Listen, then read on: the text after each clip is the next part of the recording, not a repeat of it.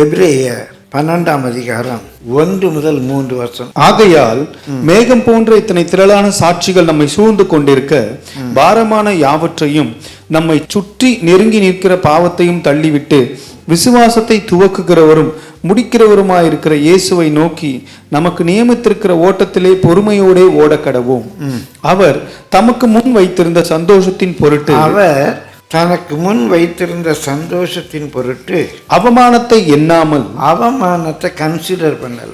சிலுவையை சகித்து, சிலுவையில் வரக்கூடிய பாடு அதெல்லாம் சகித்து தேவனுடைய சிங்காசனத்தின் வலது பாரிசத்தில் வீற்றிருக்கிறார். பிரியமானவர்களே, ஒரு முறை முன்னாள் குத்துச்சண்டை வீரர் முகமது அலிட்ட கேட்டாங்க, what is the secret of your success? அவர் சொன்னார், ஸ்வெட், டியர்ஸ் அண்ட் பிளட். அவருடைய சக்சஸ் உடைய சீக்ரெட் என்ன? ஸ்வெட், வேர்வை, டியர்ஸ், கண்ணீர், பிளட், ரத்தம். சும்மா சாம்பியன் ஆக முடியுமா? அடிபடுது, ரத்தம் வருது, கண்ணீர் வருது, வேர்வை வருது. அந்த வேர்வை, கண்ணீர், ரத்தம் தான் வெற்றி கிடையாது. ஒரு கிரிக்கெட் மேட்ச் நடக்கு, opening batsman, not out batsman 3 நாள் அந்த வெயிலில் நின்று விளையாடுறோம். அடுத்த 2 நாள் ஃபீல்டிங், 5 நாள் வெயிலில் இருக்கான்.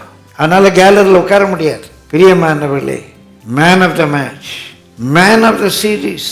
அப்போ அந்த அவார்டு வேண்டும் என்று சொன்னால் 5 நாள் வெயிலில் இருக்கணும், அடிபடும், ஓடணும், கீழே உழணும், முட்டி தேயும்.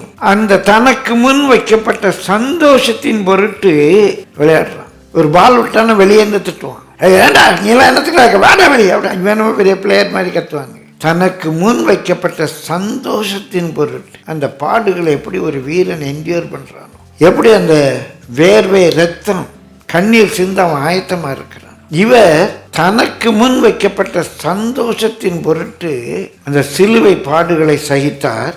ஏசு ஏசு என்று சொன்னால் ஒரு 32 வயது பையன்.